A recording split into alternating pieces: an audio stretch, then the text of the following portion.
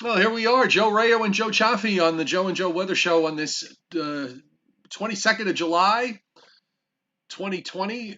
It's busy tonight, Joe. We got a ton of stuff going on, including severe weather that's happening even as we speak. So before we get going, Rock'em Sock'em weather, as we had alluded to last night at the end of the show.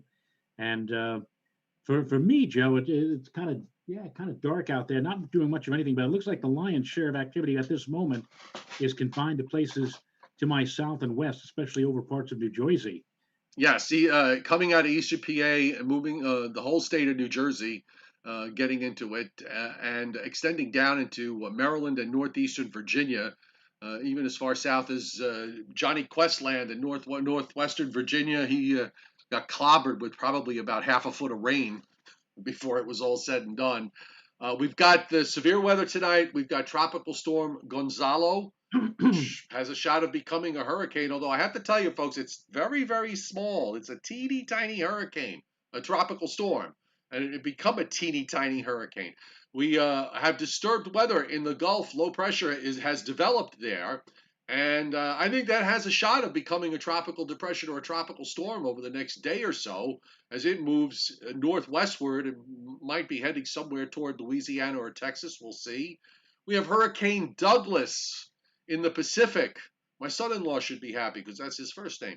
A Hurricane Douglas in the Pacific that is going to probably reach major hurricane status. It's also heading on a straight line path that could wind up in some form heading for Hawaii.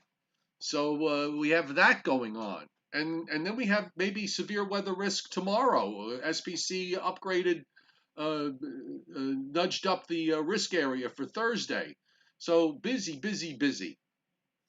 Yes, and Central Park hit their fifth consecutive day of 90-degree Right. weather. So we had like a real heat wave.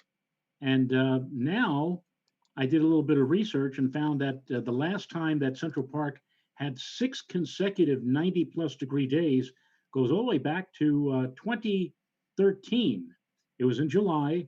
I believe it was the 15th through the 20th in 2013, where the temperatures were each day for 6 straight days at or above 90. And if we hit 90 tomorrow, we'll match that. First time we've done that then in 7 years. Wow. It has been a while since we strung together a bunch of days in a row. Let me just say very quickly, those of you that are on my Facebook page, there have been some Facebook issues regarding me being able to post. So there hasn't been any. My posts haven't been on my Facebook page. They've been appearing on other Facebook pages, which is fun, which is great, in some groups that I'm part of. Also, it doesn't impact for those of you who are on my Patreon page, my subscription website. Everything's A-OK over there, and everything is A-OK on the weather app, the meteorologist Joe Chaffee weather app, which is free, and you can download on Google Play or on the App Store. So that ends the shameless self-promotion part of our show. Just want to also give a quick hello to those of you who are watching from the meteorologist Joe Chaffee free weather app, which you can download on Google Play or on the App Store. Joe Rayo will be monitoring the chat board, so if you've got any questions or comments, put them on there on the chat, and we'll try to get to them. Even on a busy weather day, we make a valiant attempt to bring up the conversation that is going on the chat board. So I've got the full U.S. radar view. So let's go right to what's going on overhead, Mr. Rayo. And this was another day where you had a ton of daytime heating. I was looking at the high temperatures today, making it up into the low and mid 90s. As you said, it was the fifth day in a row. So we're pretty well cooked here. And the dew points were up into the upper 60s and low 70s. You get a little perturbation in the upper atmosphere to roll right along. And fairly impressive. Big storms now moving through northern New Jersey. As you said, where you are, you're kind of in a bit of a hole right now. There's some to your north and to your southwest. And those storms extend down into Maryland, northern Delaware, back over into northeastern Virginia, and sliding slowly to the east. I was really surprised getting up this morning, Joe, and seeing how clear the sky was. I honestly thought we were going to have a lot more clouds than sun today. And I said, boy, if we stay this way for a while, and we certainly did, that was the the lighting the fuse, so to speak, for potential severe weather. And we're seeing the explosion happen right now. And it looks like for the next couple hours, we're going to be dealing with that, especially as you just pointed out, over northern and central New Jersey and eastern sections of Pennsylvania. I think pretty well we'll be clear of all of this by about 10 o'clock tonight.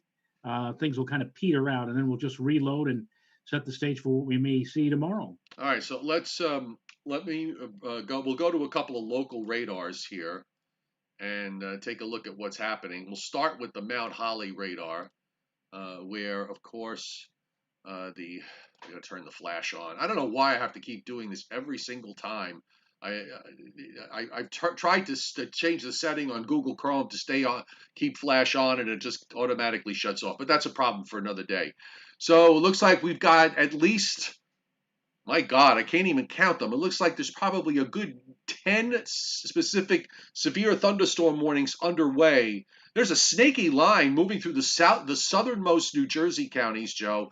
And then you have these storms that came out of Pennsylvania that are now just about to New York City. It looks like they just threw up a severe thunderstorm warning as of 7:05 Eastern Time for Nassau County on Long Island. Maybe I'll get some rumbles of thunder while we're on the air. But the radar is fairly busy. Also looks like the storms are maybe at about their peak now, and may start to ebb a bit as we go through the next couple of hours. You think they'll encounter? I noticed that they didn't put Suffolk County in the watch zone. So maybe the expectation is now, as they get to New York City and go points east, that some of the marine layer will kind of sap their strength a little bit. Yeah, I didn't. You know what? I didn't really notice how much of a sea breeze, if it came in like this. When I was outside about an hour and a half ago, it was still pretty steamy here on the eastern half of Long Island. So I don't know how much of a marine layer is getting involved, but nonetheless, you know, SPC has done a really good job with the eastern edge of these severe weather areas when they put up the risk zone and when they put up the watch boxes. So they must have seen something that says that by the time they get to Suffolk County, they're as you said, they're going to fall apart. Now I've just jumped to the Upton radar, so we can look at what's happening. Northern New Jersey. Let me see if I can count these. One, two, three, four. Looks like 5 separate severe thunderstorm warnings that are up from the north of 195, and then there's one, two, three. I don't know, 5 also in South Jersey down into Delaware, which is outside the Upton range. Also, some big storms moving across Massachusetts along I-90, just north of Springfield and just outside of Worcester, Mass. Yeah, there's some. I won't call them renegade because they seem to be in a way part of the area that's going across New Jersey, except that the line kind of breaks a little bit right in parts of the lower Hudson Valley. But yeah, there's some pretty potent storms up in western central Massachusetts as well. All right, let's jump up to, let's get it from the Boston view. So we'll look at Boston's radar and then we'll jump over to Albany. And you can see they're just coming into the range of the Boston radar in southern Vermont, across Massachusetts, and into westernmost Connecticut. So let's now go west and take a look at Albany and see what they're up to. And you got those 2 clusters there. One just moved north of Albany, Joe, heading into southwest Vermont, and then there's one that's south of Albany that is moving into western Mass. And of course, you see the area that's further south. They're getting close to you, Joe, at least from the standpoint of what the Albany radar has. And then I'll switch to. I want to go to Buffalo. Not much there, and then we'll move south. Let's see if I get the right one here. Is this going to take me to South Central PA? Yep, State College, PA, on their radar. Now, they had some big storms that moved through South Central and Southeastern PA. And you can see the edge of what's in Maryland down to the Washington, D.C. area. So we can take one more radar jump here. Well, this was Mount Holly. I didn't want to do that. Let's go down to southwest of there and go to Sterling, Virginia. And we should be able to see, yeah, these are the storms that have come out of the Washington, D.C., Baltimore area, although there's still some heavy rain going on there, and now have shifted over into Delaware and have moved out into southern New Jersey. So this is all going to go away. And then I want to bring up SPC's severe weather risk because this is what they have for this evening, clearly. And now for tomorrow, we're going to do it all over again to an extent. Although this time around, Joe, for tomorrow, it's marginal risk from North Carolina all the way up into northern New England, but there's a slight risk from the northern half of New Jersey, northeastern PA, the Hudson Valley, across New York City, Long Island, and all of southern and southeastern New England now under a slight risk for severe weather. And this is with the low pressure that's going by to our north tomorrow with a cold front that's going to be coming on through. And we've got a little short wave that's going to be in the upper atmosphere. And I think the question for tomorrow is: Are we going to go? Are we going to make it 6 in a row and go over the 90-degree mark? Well, that's a good question. I had a feeling that today we were going to fall just short, but then again, we got a lot more sunshine than what I was bargaining for. And tomorrow, I see basically the same in my mind, the same thing as what we should have seen today: more clouds and sun. But we got more sunshine than what what I anticipate. Then I think that New York City at Central Park could take a run certainly at 90. I'm thinking tomorrow they'll fall just short at 88. But again, I was wrong about today, and we could be wrong about tomorrow. And again, we have not seen the last time we've strung together 6 consecutive days at the Park of Central in New York City. It goes back to July of 2013, July 15th of that year, 92, July 16th, 93, the 17th, 96, and 18th, 97, 19th of July, 95, and July 20th, 92. That was in 2013. We haven't done it since. We could have a shot at doing it tomorrow. Well, this is I brought up today's highs, by the way. So New York, LaGuardia got to 95. Newark just got to 93. Low 90s into western Suffolk, middle to upper 80s going to the east from there. And Central Park got to what, 92 today? I believe so. So that only gives me one card left to play for the season because, as I said, 12. That's right. Middle 90s across southern New Jersey. Lower 90s, oddly enough, it was actually a little lower, probably because maybe a little bit less in the way of sun with clouds coming in faster. So you go into southeastern, southern Pennsylvania and points west, it was more like upper 80s and low 90s, although there's a renegade 95 here at Harrisburg, Capital City Airport, a high of 95, but nobody else around them. Everybody else around it was either 92 or 93, 91 or 90. So that 95 kind of does stand out just a little bit. And further south, down into Maryland and northeastern Virginia, after yesterday where they saw temperatures up around 100 in a lot of spots, today it was about 5 degrees lower. So they cooled off to the middle and upper 90s as opposed to being around the 100-degree mark. But if you could call middle and upper 90s cooler. Yeah, the key to tomorrow's severe weather, I think is good. Are we going to have a surprise in the sense that we're going to have another round of daytime heating where it gives us an extra couple of degrees and we wind up triggering off some strong thunderstorms? The severe risk area tomorrow is further north, so we'll see how it plays, and then we'll come back to the longer range because it does look like I thought maybe we could see a shower or storm linger on Friday because this front takes its time moving out of the way, and then the weekend looks okay to me. It's going to be very warm. It's going to be somewhat humid, but I don't think it's going to be like really viciously humid, and it's still going to be well up into the 80s on both Saturday and Sunday. That's sort of how I saw it.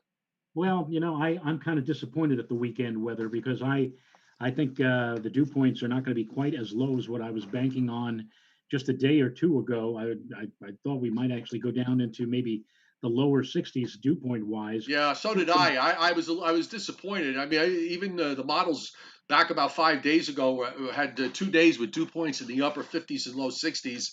I was dancing in the streets over that one, but it's not quite turning out to be because this shortwave trough that was supposed to amplify right along the East Coast is not amplifying the way we would like it to. Yeah, and as far as temperatures are concerned, I think here in the Hudson Valley, we're going to be within a few degrees of 90 on Saturday, and I wouldn't be surprised, Joe. And I've got this. I know you don't have the camera on me right at this moment, but I can fix that. I got the camera up now. Oh, really? Yeah, I just well, put look it at up. this for Sunday. Yeah. Yeah, okay, gotcha. 90, I think like it could be like 93, 94, 95 on Sunday. It might I very mean, well be where's the relief? with a west wind, with a Yeah, west wind and sunshine, blazing sun all day. Why not? yeah, All right, let's go to Tropical Storm Gonzalo because this is. Uh, there's always at least one or two storms in every hurricane season that they start throwing curveballs from the get go, and I I have this wide satellite view. So if you look at it on the wide satellite view, you think, oh, this is actually fairly impressive, and it is.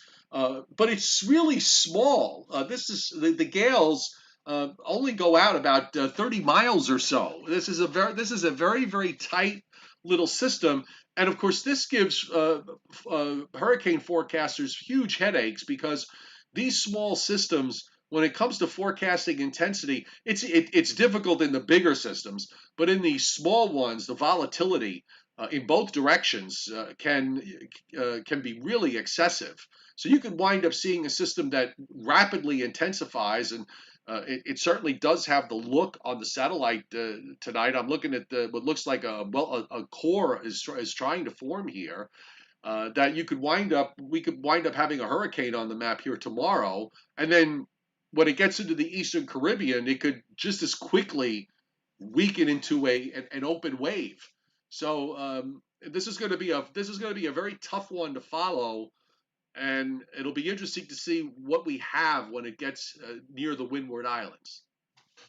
yeah. And I brought this name up before. I think it was in the 70s. We had a hurricane named Gladys out in the Atlantic Ocean, out in the Atlantic Basin. And if you looked at the satellite pictures, it didn't look like a hurricane at all. You know, it looked like a cotton ball, a little Right. circular cotton ball about 200 or 300 miles across with a pinprick in the middle. That was the eye of the storm. And yet Gladys had winds gusting to like 140 near the center. And that's what we talk about when we talk about some of these compact storm systems.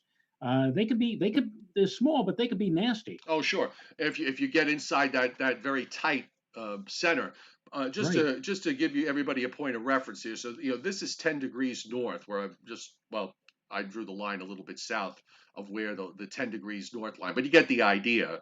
And this thing is just now crossing 10 degrees north, and I believe that's 40 degrees west. So it's not really moving very quickly at the moment. It's only moving at about 12 or 13 miles an hour. But I do have a wider view here. I want everybody to take a look at. I'm going to start. I'm going to close this off because if I have too many satellite loops going, it's always a problem with uh,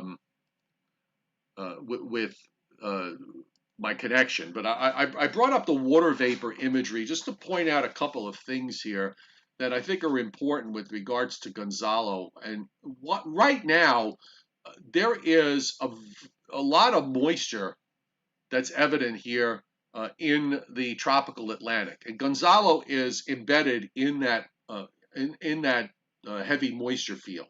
So that's a plus in the storms column in terms of development. But what we should pay attention to is first off to the north of Gonzalo, in that bluish, whitish blue, and the dark blue area. That's all dry air, and there's a there's a bit of a tongue of dry air that's coming in to the east of the Leeward Islands in that dark blue. Now that area seems to be moving westward with the storm as the storm is moving westward. So at least for now, it would seem to be the case that Gonzalo will be remain in a favorable environment here until it gets to the Western Caribbean, the Eastern Caribbean. And if you notice in the Eastern Caribbean, the clouds, the moisture that's coming off of South America and going southwest to northeast in the upper atmosphere, this is a persistent problem in the Eastern Caribbean. You get these storms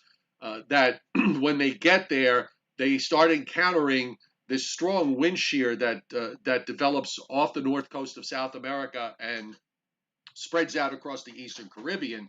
And there have been many tropical systems that have been well developed ahead of the islands, and then once they get into the Eastern Caribbean, they quickly fall apart. And that's something that the global models, Joe, are suggesting. All the global models weaken this to an open wave. There are a couple of hurricane models that the Hurricane Center pointed out in their discussion that keep this a hurricane right through the next 120 hours. So it's going to be interesting to see if the global models have this right, because if they don't, we could be looking at a hurricane going into the Eastern Caribbean. Yes. Excuse me. Yes, absolutely. And you mentioned last night, Joe, in 2005. Where were we with this G storm in Right. 2005? So we beat Gert by 2 days. The Hurricane Center pointed that out this morning. So this is the fastest we've ever gotten to the seventh named storm.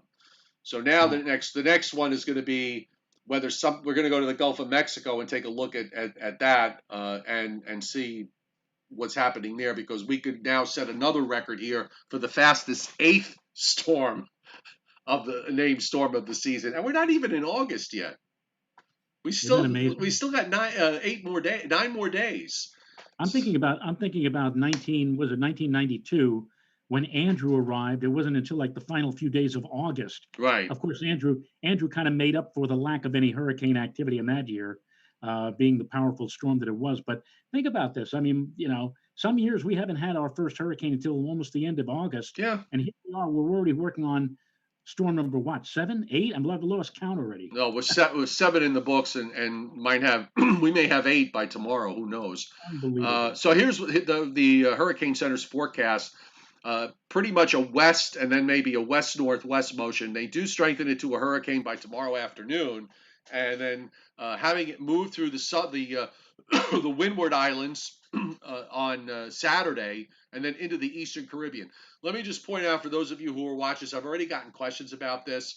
The islands up to the north, the Virgin Islands, the Northern Leewards, Saint Martin, St. Thomas, Puerto Rico, the Dominican Republic.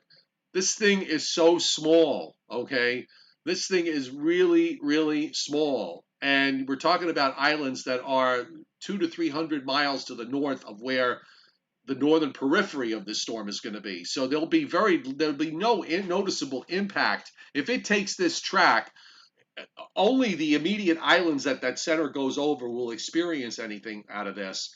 This is not a big. I can't emphasize that enough, because you're talking about a small system, and there's nothing out there that suggests that it's going to suddenly start expanding and getting larger in terms of its geographic coverage. I think if this does become a hurricane, Joe, it's going to be a really, really tight, wrapped up ball where you're going to have hurricane force winds going out maybe about 10 to 15 miles from the center.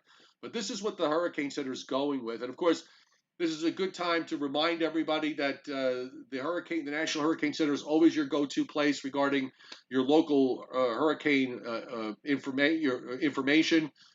When we get situations where we've got warnings to deal with up here, it's your local officials that you want to go with to get the latest stuff. We can give you our own never to be humble opinions, but the Hurricane Center is where you should go when it comes to making decisions.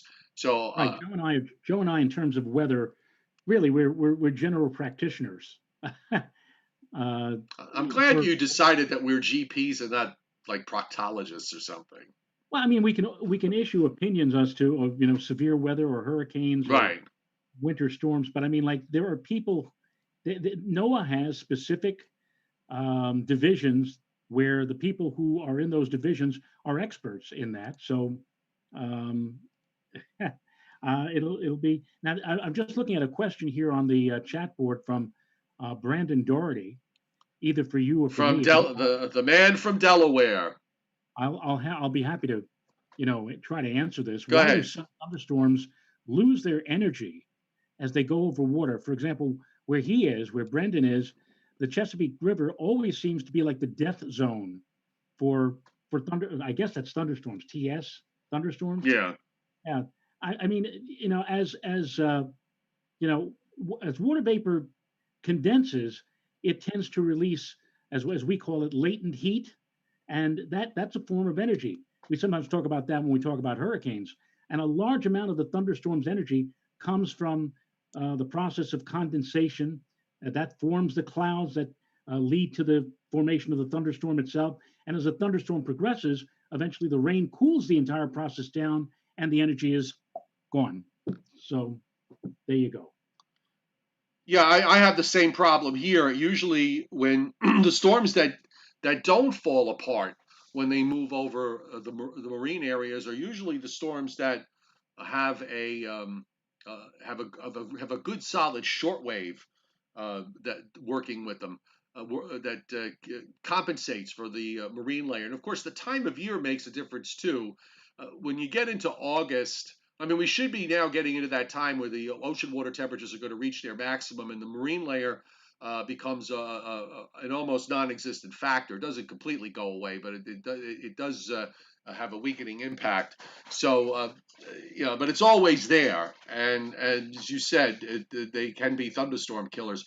I brought up, by the way, Joe, I've got this is the HWRF model. This is one of the models that has Gonzalo becoming a hurricane.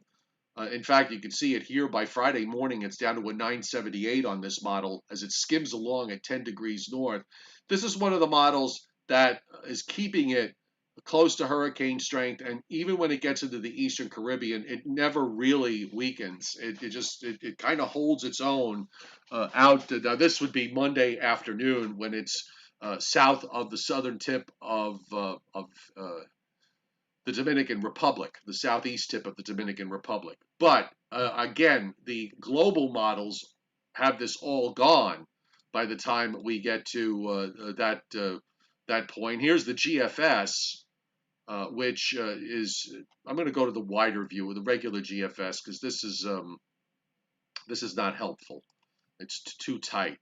So let's go to the wider GFS view, and then I'm going to bring up the upper air winds. But this is the GFS for the same time, rolling along. So here's the GFS, which finally, by the way, actually, even up until yesterday, it really just barely showed a very, very small, tight little lowdown east of the Windward Islands. It's picking up on it a bit stronger today. Turns it a little bit more to the north-northwest, and actually on this particular run, Joe, it holds onto it a bit longer. It weakens it to a tropical storm, passes south of Puerto Rico, and then goes into the near Haiti, and then it's gone. It just degenerates into an open wave. A weaker system, usually they like to go more westerly than northwesterly, so I'm a little bit suspect about what this model's doing. But nonetheless, the other thing to look at, the issue, of course, as we mentioned, being the strong upper air winds in the Eastern Caribbean, which are always a problem. And you see here, they are revved up by the time we get to Saturday, and they do diminish some. This is very kind of interesting here on this GFS run. That shear actually just goes away uh, as the system goes into the Caribbean. It doesn't go completely away, but it's not quite as strong on this run as it was in previous runs. So let's see what happens overnight and tomorrow. If this is going to be one of those times where the hurricane models are going to have a better idea of what's happening in the upper atmosphere versus the globals. And I'm looking here, Joe, AS. I guess that's one of our new members. I think he says he's on with you on Patreon. Oh, okay. And he said he posted a question, but I'm just looking for the question. Oh, wait a minute. Oh, okay. And first of all, AS, thank you very much for hitting super chats. His question was on the super chat. Oh, okay. Joe, he said, does this tropical Thank storm, you, AS.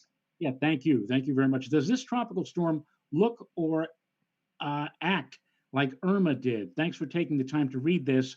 Jill from Naples and Lehigh Acres. No, the answer to that is no. This is nothing like Irma. Okay. Again, when you look at Irma as the Category 5 storm that it was, that was a very large hurricane. And a record breaking hurricane in many respects. But in terms of the track, it's nowhere close. Irma went through the northern part of the islands, the northern leewards, and then got skimmed Puerto Rico and then moved through the Florida Straits and into the southern Bahamas. This is nothing like it. I mean, in terms of the geographic size, it's probably about an eighth of the size of coverage that Irma had. So Right. it's no comparison. And it's not even a hurricane yet. We don't even know if it's going to get there, although it does seem like it might, judging from what we see on the satellite. But absolutely no worries from the standpoint of this turning into a an Irma. Well, I mean, basically what you're saying, Joe, is that even if it does reach or even exceed hurricane strength, the width or the breadth of that storm, Gonzalo, would never, even after it reaches hurricane strength, would never match Irma. Irma was about, as you just mentioned, like 7 or 8 times larger in terms of Right. size as opposed to. So that's the difference right there. All right. So let's switch tactics here. Let me let's here we go. Here's a wide view. Sorry about that. Here's the wide view, so you can see the tropical Atlantic. And I mean, really, it's very small, okay? It is very, very small. And on the upper left, you can you can see the clouds that are starting to organize around the low that is developed in the Gulf of Mexico, and it was analyzed at least on the 18Z surface map, which I have. Here it is, right here, and I'll go down into the Gulf of Mexico, Joe. There's a very broad 10 11 low that was analyzed in the central Gulf. It's on the western edge of all the shower and thunderstorm activity. So we're not really talking about a well organized system at this point. But being that there is a surface low, Gulf of Mexico storms, sometimes when they form there, they start out as these broad lows, and they can take a while to organize. So that's sort of where we're starting, what we're starting with here. So it's going to be a matter of whether uh, it'll be able to tighten itself up with the convection and start wrapping it around some sort of center. But at the moment, again, all we have is this broad low. And if you look on the satellite loop, the cloud, you always try to look for some evidence of counterclockwise turning. We don't really see that at the moment, but we do see quite a bit of shower and thunderstorm activity. And the Hurricane Center did up it now to an 80% probability of this becoming a tropical cyclone of some kind. It's just that it's going to take a while. I do see, by the way, I'm looking at this now. There are some clouds that seem to be turning counterclockwise at the lower levels. You see those clouds, Joe, south of Yeah. Louisiana in Yes. the Gulf? Those are turning. That's that broad low center. So the question is, are we going to see convection start to develop around that center and really begin to wrap up? And that's going to be key. I could see the low level, as you just mentioned, the clouds moving counterclockwise, and they are below the higher level clouds. It almost looks like if you really like this kind of stuff and you really want to see this boil up into a tropical cyclone, I could actually say the high level clouds are kind of like the beginnings of the outflow of this. Yeah. No, it's Well, not yet anyway, not but yet, but it might be the seedling of right. the outflow. And Johnny Quest asked me a question. He said, "How can they measure hurricanes that far out in the ocean?" I guess he's referring to Gonzalo.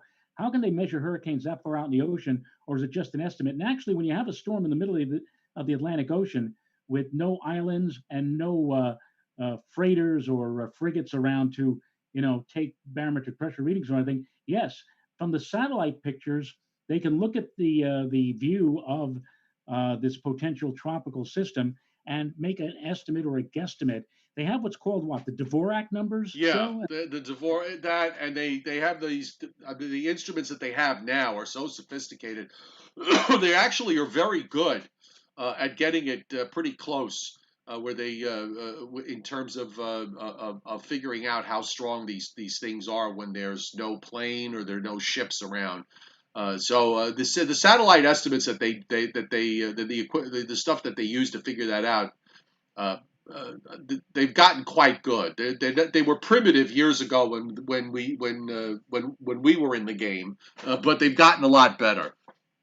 Right. And also, people ask questions like, how come we have so many more tropical cyclones now as compared to, let's say, 50 or 75 years ago, and immediately making the illusion it's all due to global warming? Well, maybe that might be the case. But then again, how many tropical systems were out there that we were never aware of without the help of satellites Yeah. telling us that they were out there, or even making using the Dvorak numbers and the technology we have today, being able to point our fingers at a system like Gonzalo, for example, say, you're a tropical storm now, or you're a tropical system, and you don't have any satellites, you don't know if even Gonzalo's out there, and so you don't put it on your list, and that's probably also why they were they were fewer in number, unless they actually came up near the Atlantic seaboard. That's probably one of the main reasons why we had fewer hurricanes listed or tropical cyclones, half a century ago or more, as opposed to what we have now. Every little Right. thing now, Yeah. every They little every. thing is examined carefully for potential intensification and possible development. All right, so I got the water vapor imagery just like I did with Gonzalo and the Gulf of Mexico. One of the things that stands out to me in the Gulf of Mexico is the fact that there really isn't a whole lot of dry air around. There's a little bit at the moment in the Northwest Gulf, but it's nothing like the dry air that we saw out in the Atlantic when we were looking at Gonzalo. So the Gulf looks fairly saturated with moisture. So it's in a fairly solid environment from that respect. And then when we look at the upper air winds in the Gulf, interestingly enough, here we are on Wednesday. A large portion of the Gulf has moderate shear, and moderate to even light shear. There's strong wind shear with northwest winds over Florida and the northeastern Gulf, but where we would find this system is right in there. Okay, so it does. They actually does pick up a little low-level swirl there that we saw on the satellite loop.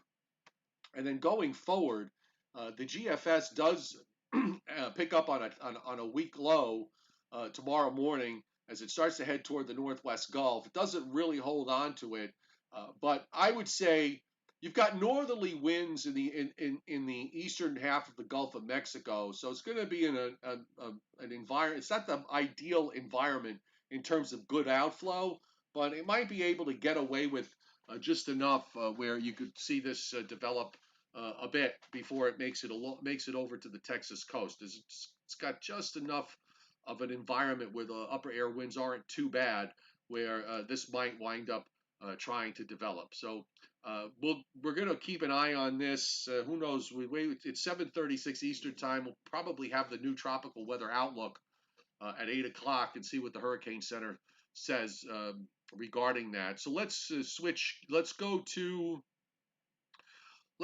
Hurricane Douglas That's out in right. the Pacific. And Douglas continues to strengthen. Here is the path of Douglas. Douglas Edwards, CBS CBS News. News. Douglas is, by the way, is at 12.1 north, 130.9 west, and it's moving west at 16. They have it becoming a major hurricane by tomorrow morning, and still have it now as a hurricane just as it nears the big island of Hawaii at Wow. 8 Yeah. a.m. Sunday. So we were talking yesterday about the fact that once they get west of 150, they sort of magically weaken.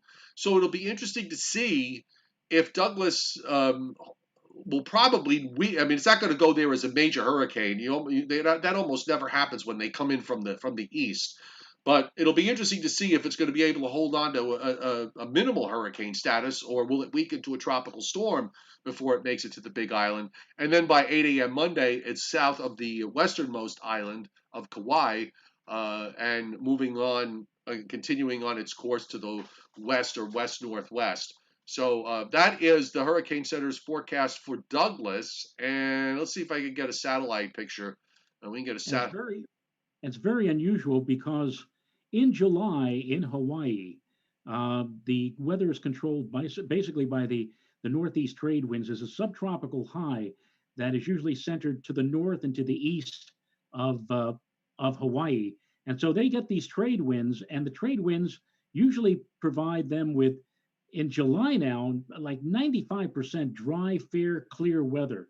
That was the reason, by the way, back in 1991 that everybody went to Hawaii for the solar eclipse. But unfortunately, that year there was that 5%. There was a tropical upper tropospheric trough, or a TUT, that threw a monkey wrench into the weather for eclipse watchers back then. But usually, I tell people if you're going to go to Hawaii, July is the high season because it's great weather usually. Now, the fact that we're looking at Douglas making a run at the Hawaiian Islands this weekend, that's something that is, well, among the 5% chance Yeah. of unsettled weather Hang conditions. on, By the way, I'm trying to my find. son, I'm trying to find a good. Let me go to Goes again. Try to find a good satellite shot of it of the storm, at least one that I can get close up to. I have Uh, to ask my son. Of course, everything went nowhere because of COVID-19. My son just got married a few weeks ago, and not right after he got married, but I think it was right about this time in July. He and his wife were supposed to take a Hawaiian cruise. Why? Because Daddy said July's a wonderful time to take a cruise in Hawaii. So maybe I know we don't have any good things to say about COVID-19, but but that might have it saved might you from embarrassment anyway. this might have been the savior for me because this it would have been very embarrassing if they had decided to take a cruise right now to Hawaii with this thing beginning to brew and looking in their direction. You can see, by the way, on Douglas, I'm getting this off the Goes on the Pacific side, and I just added a few frames to make this loop go a little bit longer. If you look closely, I don't know if you could see it well on your view, but if you go to the Goes site and pull up the tropical Pacific, you can just barely make out what looks like a pinprick eye that's developing. And Hmm. it's kind of marching along to the west. You can see the perspective from Hawaii. It's still a good 5 days away from the Big Island of Hawaii, so there's time. And we'll of course be watching this. Just from that note, why don't we bring up the Pacific? I could bring up one of the Pacific shots here, and we can see what it does with it. I'll go And to you, I'll go to I'm not sure if it Hawaii. was you. I don't remember if it was you or me, but I mean, I think we mentioned that for Hawaii to get a tropical cyclone of any significance, it usually is the kind that forms in the Central Pacific, not the kind that Right. forms in Baja. And forms south of the Hawaiian Islands and moves northward. Right. Those are the ones that have been some powerhouses. But here's the latest GFS, and yeah, I mean this run takes it right over the Big Island of Hawaii. Of course, it does weaken it. Looks like it weakens it to a tropical storm as it approaches the Big Island. This is sometime Sunday night or Monday, so it's a little bit slower than what the Hurricane Center is doing. And then then it turns west and moves straight west and then kind of disappears when it gets out toward Johnston Island and crosses the international date line and goes on its merry way across the rest of the way of the Pacific.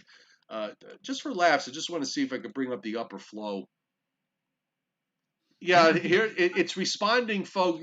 There's a big upper high, Joe, that's to the northeast of this, right. and that upper That's high is that's the subtropical high that usually is there, the semi-permanent subtropical high right. that's there during the summertime. And it looks Yeah, like it's probably a little bit stronger than it usually is. So it just keeps deflecting it more to the west over time. There's no trough of any kind to draw it northward and force it to turn east of the Hawaiian Islands. So it's mostly higher pressures to the north.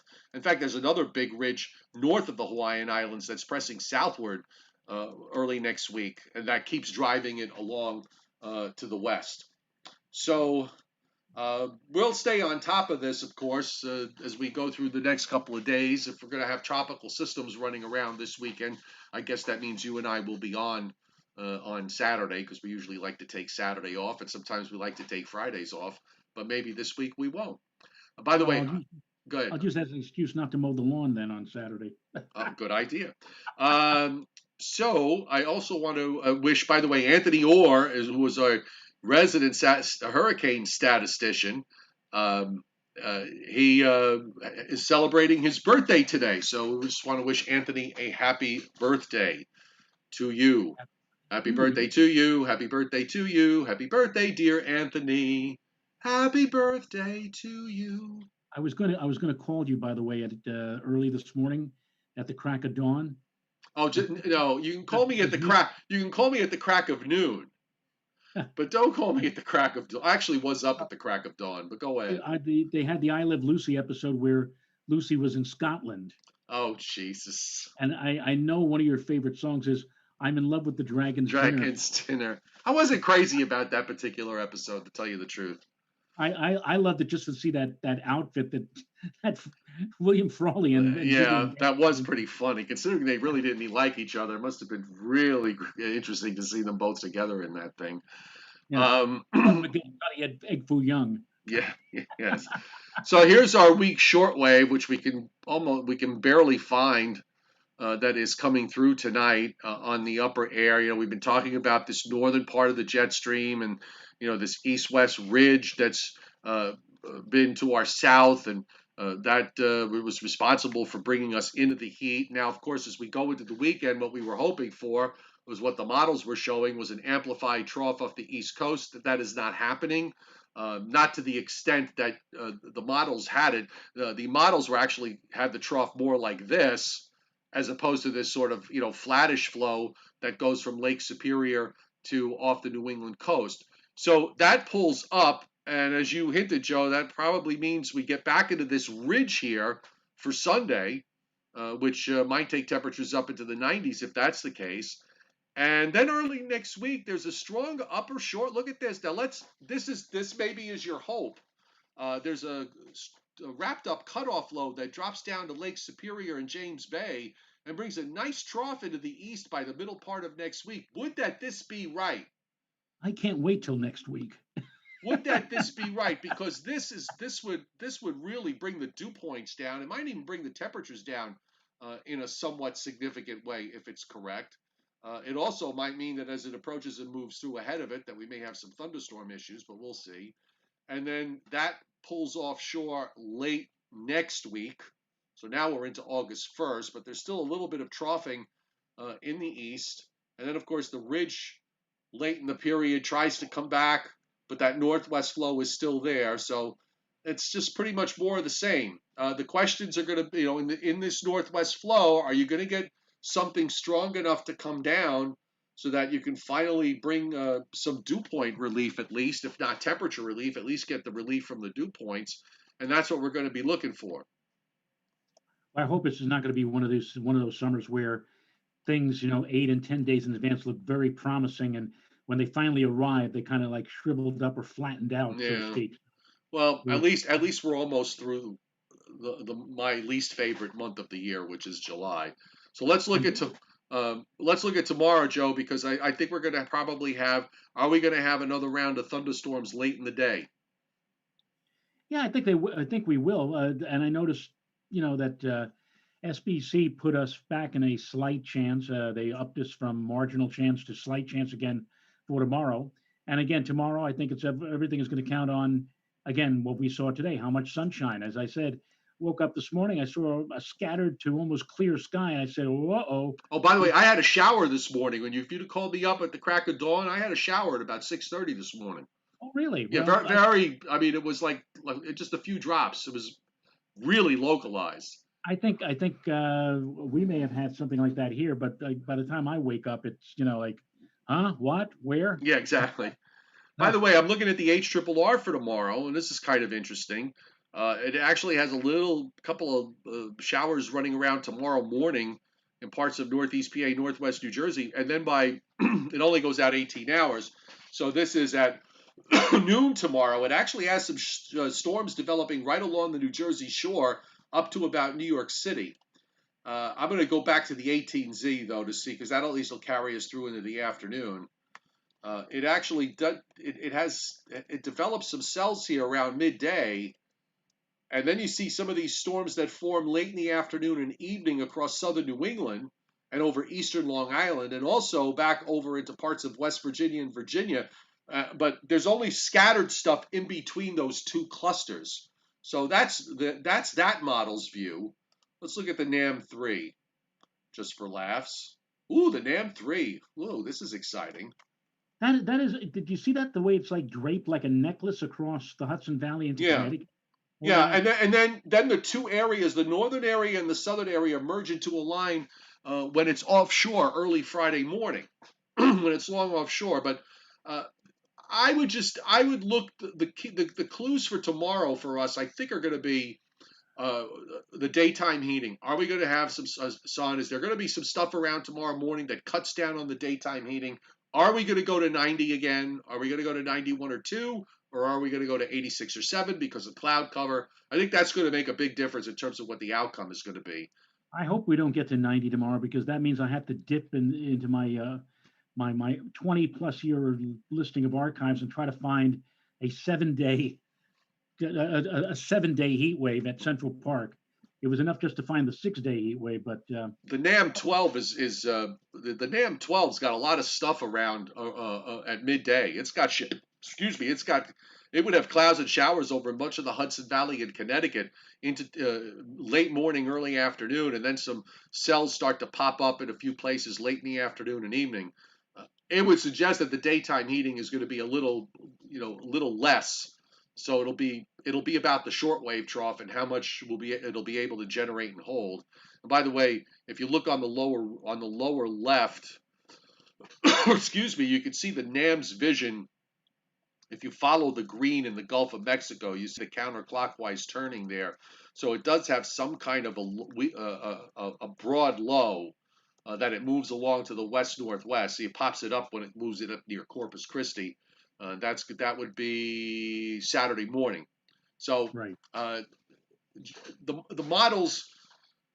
One of the things I would point out is that the global models didn't show Gonzalo at all. Okay, other than maybe a subtle kink, and now we have a system out there that may become a hurricane. And I would also just suggest, as I've said many times already, but I think it's worth saying again. So far, everything out in the Atlantic wants to spin up in the Atlantic basin, and I think that remains a signature that we could see, that we are going to see a busy August and September.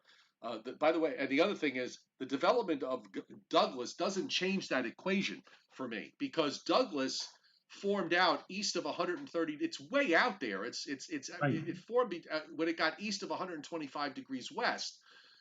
We're not seeing Goodbye. development off the Pacific, off the coast of Mexico. We're not seeing hurricanes developing there. We're not seeing hurricanes developing and then moving northwestward, east of the Baja, west of the Baja Peninsula. Though that's usually when you have El Nino years, you see those hurricanes that develop much further to the east. There's been very little activity in that zone. This is right. developing more in the Central Pacific, which I think uh, uh, you can keep that weak East Pacific activity box checked, even though we could wind up seeing a major hurricane out of Douglas. It's too far out to make a difference, in my view. Right. Thank you very much, Robert Russo, for hitting super chats this evening. And right below Robert's super chat, a question from David Schwartz. Are storms becoming more powerful because of climate change? Maybe not more of them, but more powerful because there's more heat to draw on. Jeff Tung actually went to school with my wife at Oneonta, and for many years was the science officer at the National Weather Service at Upton out in eastern Long Island. And he said that indeed, climate change doesn't necessarily mean more frequent storms, but just the storms that do form are more potent, more robust than they might have been, let's say, 50 or 100 years ago. Again, because of the warming of the atmosphere. So, yeah, that's the main concern is that we're seeing more powerful, more potent storms because of climate change, as opposed to more frequent storms, which a lot of politicians like our esteemed governor Joe said, well, You mean the one that says that we never got storms in New York before? right, They didn't have hurricanes right. when they settled this state. They didn't And have lake effect snow. They didn't even have lakes back in the 16 to 1700s. Yeah, I know. in the aftermath of Sandy, he came on and he said that the reason why it was so bad was that New York never had hurricanes. We didn't have hurricanes. We didn't have floods. We didn't have many major storms, which was No, absolutely we were like Florida, just without hurricanes. We just had great weather year round. This was the San Diego of the East Coast. yeah. But the thing, It was sunny without a cloud in the sky for 320 out of 365 days. The yeah, Sal Blandino paradise it would be. I winced when in the same news conference he said, you see what happened with Sandy? He said, you're going to expect that a lot now because of climate change, global warming. Yeah, all We're going right. to see a lot more of those kind of storms, giving the impression that we were going to see them, if not every year, but every other year. And of course, as we are well aware, we've yet to see, oh God, knock on wood. Now that I No, but say that, Joe, those are generational events anyway. The majors are generational yeah, events. but he gave the impression that because of climate change, that we were going to see that more frequently. And Jeff Tung, on the other hand, a legitimate scientist, a legitimate meteorologist, telling the general public, hey, we're not going to see storms like that. It may be 50 or even 100 years before we see another storm like Sandy. But when they do come every now and then, they are certainly more potent than the kind of storms that we encountered, let's say, 50 or 100 years Right. ago. They also, let's also be fair. It's almost an apples and oranges comparison to when you look at with what we know now. We're flying. We fly these planes into stores. We've got these great satellites and everything else. Those things didn't exist back in the 40s and the 30s and in the 20s and so on. So it's hard to know how strong did the 38 hurricane when it was barreling up the East Coast. We Right. don't know. I mean, Right. we could estimate. We can probably estimate, give a reasonably good estimate, but we don't know if it was a cat at some point in its life cycle. It might have been a Category 5 along the way when it was out in the Atlantic. Who knows? We don't know. So, I mean, when we look at storms and compare them in the last, say, 40 or 50 years, the comparison is a bit easier to make. But, when you start, the further back you go in time, the more the variable becomes bigger and bigger. So it's kind, in my view, it's kind of hard to say, well, maybe we did have those storms before, maybe they were just as strong, but we just didn't know. I don't know. That's probably, we're never going to know the real answer to that question. We can only guess at that. But Right. look, we get hurricanes moving up the East Coast all the time. We landfalls, thankfully, don't occur very often. I think if you do the math, it comes out, if you average it out, there's a landfalling hurricane on in the Northeast. What, once every 7 to 10 years, something like that. Something like that. Something Yeah. like that. So you figure, if you look at the generational events in terms of the majors, you had the 38 hurricane, you might want to consider a major. Sandy, you probably would consider a major in terms of the scope of what. Let's take the technicals out of it, but just look at what it did in terms of the damage and everything else. I think most people in their minds that live here in our area would consider Sandy a major. But how many years in between where we had? I mean, there have been hurricanes. You had Donna, you had Belle, Gloria, and a bunch of others. Uh, But Hurricane Bob, yeah. So each one has to be treated for the individual that it is, and there's nothing that when stuff like this happens, that when they have these big impact, these storms that have huge impacts, okay, when they happen, it's kind of like what happens when you, and God forbid, knock on wood, you get into a fender bender, okay, and you haven't had an accident in years, not and you knock on wood because I got a new truck and I don't want to have one, but you get into a fender bender and you suddenly there's this sense of vulnerability that you feel that, oh my God, now it's going to happen to me the next time I get in the car and drive and drive. And that feeling takes a while for it to go away. When Sandy happened, the sense was that the very next year we were going to see another major hurricane, and we didn't. So maybe it would be the year after that, and it wasn't. And the year after that, and it wasn't. And now we've put 8 years between Sandy and today. Uh, Eventually, we're going to get another one. Whether it's a major or not, I couldn't tell you. And if it is, I don't think it really means very much in the scope of things. Drexel Mildraft. Drexel Mildraft writes on the chat board that 38 hurricane killed 600 people on Long Island and Rhode Island. It was Yes, so powerful it created the channel that cut off the Hamptons from the rest of Long Island. That's the Shinnecock Inlet. Shinnecock Inlet. And but is it worse today? LOL. By the way, Sandy, very few people know this, but Sandy actually wound up there's another cut that the 38 hurricane made that Sandy went, believe it or not. Huh.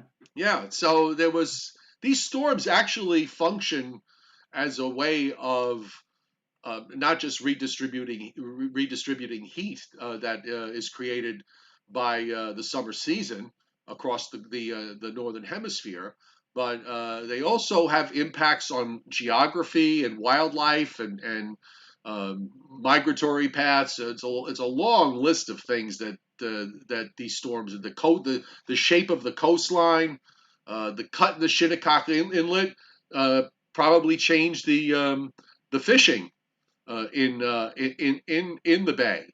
And now that now that Sandy has closed one of the cuts, that's going to change. It's going to impact the shellfish. So this is all it's all connected. Anthony Orr, by the way, Joe, brings up the fact that the Hurricane Center, as we said earlier, probably would come out with their outlook, their 8 o'clock outlook, which they have, and I have it here. They now have a 90% probability that this could develop at least into a tropical depression over the next 5 days. Okay. So there you go. So that I think wraps up a very, very busy weather show. I didn't even think to look back at the radar, but you know what? We've been on for an hour and I'm tired and I'm running out of tea. Um, so let's very quickly, if I can get on Facebook, because as I said, I've been having issues. Have not been able to post on Facebook because of a problem, because of their problem. For a change, it's not mine. First thing I thought of was that I was put in Facebook jail for something, but that couldn't be because I don't really talk to anybody anymore. Uh, okay, I'm trying to load up Messenger. And, oh, here it comes. I got it now. So let's get we'll get a little Briller Jeopardy underway as soon as it loads, Mr. Rayo. Do you have anything for me? Yes, All I right. do. Okay. So why don't you go first then, and then I'll go with you. All right. Today's date, July 22nd, is the date. Was this really a Briller Jeopardy? This is one. Joe, one more Briller Jeopardy for Mr. Rayo. This is for me. Well, it's an interesting statistic. So just All say right. today's date, July 22nd, is the date that has occurred more times than any other date in the summer in Central Park. Oh, so it is a question.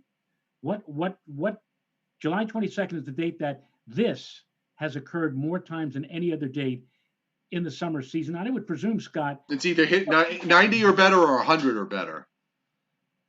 So well, it is I'll say 100 or better. right. Well, it has hit 100 on this calendar date 6 times more than any other date. Okay. And by the way, tomorrow is July 23rd, and Sal Blandino pointed out that the last two or the last three July 23rds have been perfect days, where it was cloudy and rainy from the moment the day began to the moment the day ended. And tomorrow is the 23rd, and we do have showers and thunderstorms in the forecast. So it'll be interesting to see if we wind up with cloudy and showers early in the day and then again late in the day, or is it going to be one where we wait until late in the day? But I just thought I'd put that out there. I have a question. If Scott is still watching, uh, Excuse me. he was very kind. I said, I hope we don't get a 6 day heat wave tomorrow because that means I have to do some scrounging to find when the last 7 day heat wave was. Well, sure enough, He it's not. found it. We found it. 1998, Central Park had a 7 day heat wave. And I'm not questioning that. I'm sure that was the case. But I would have sworn 1999, which was an incredibly hot summer. I mean, it seemed like almost every day it would seem like it was 90, and we had a few 100-degree days that year. I would have thought that it would be 99 that had a 7 day heat wave. Maybe we couldn't string six in a row together, but according to Scott, in '98 we did string in Central Park 7 days of heat. Wow. All right. Okay, so back on the 100 theme. Uh, since 1869, how many times has New York City hit 100 degrees? Oh well.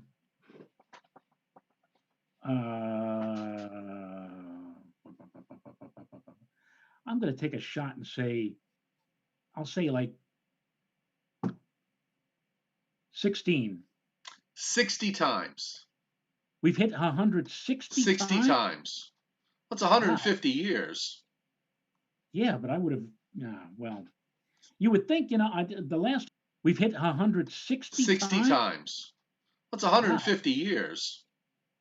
Yeah, but I would have, yeah, well, you would think, the last time we hit 100 was when? Like in 2012. That was Right. like 6 years ago. So you take 150 years and like divide it by six. But But then you had some years where you had it happen 3 or 4 times. yeah, So, in some of those years where you had super heat waves in the east, right. the dirty 30s, as Tex Antoine used to call them.